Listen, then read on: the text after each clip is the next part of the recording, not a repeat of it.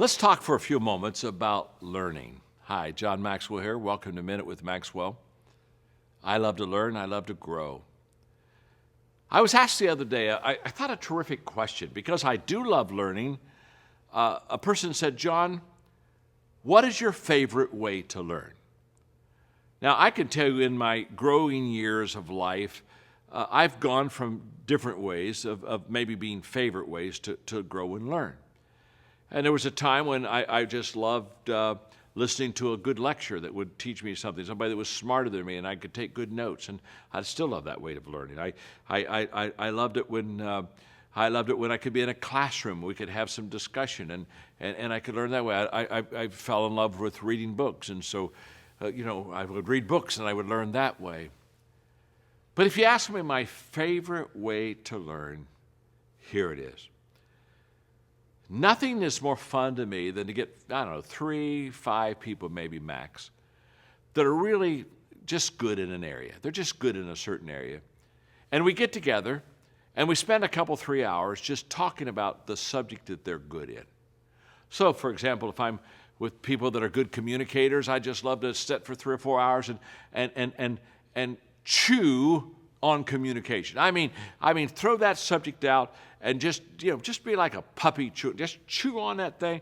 And one person talks a while, another person talks, and what I've discovered is that's my favorite way of learning. In fact, here's what I know. You give me 3, 4 people that are really good on a subject, and let us get together and discuss it for 3 or 4 hours, and it'll be the quickest, the most effective, and the most rounded way of learning I can pull together. Because I get enough adversity and difference in opinions and yet skill set being strong that it's going to take and wherever I am, it's going to make it so much better. So here's the challenge I have for you. In my book on thinking for a change, or how successful people think today, I talk about shared thinking and the value of getting a few people together and to talk about something that's vital. You know I love to ask questions. And so how I direct conversation is by asking questions. I ask a question in an area that I want to talk about, and away we go. And here's what I know. You take any thought that you have. Just trust me on this. In fact, I want you to try this out. Take something that you think is just a good thought. I mean, maybe you've spent a couple of months thinking about it, working it. It's a good idea. It's a good thought. Whatever that is, work it to its maximum until you think you have just taken that thought and just wrung it out. I mean, you have got that baby down good. Then get 3 or 4 people to sit with you for a couple of hours and share with them that idea. And say, give me your thoughts about that, and let's see if we can improve what I'm thinking. I'm going to promise you something.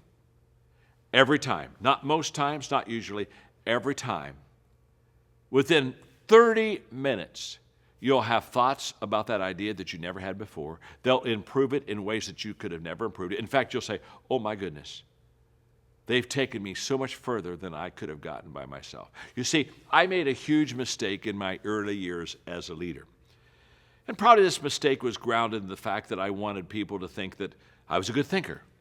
So if I was working on an idea, I had a tendency to share it with nobody and to hold it and massage it and work it until I thought it was really good. And then I would say, now, here's what we're going to do. And instead of what do you think we should do with this, I would just kind of basically go top down.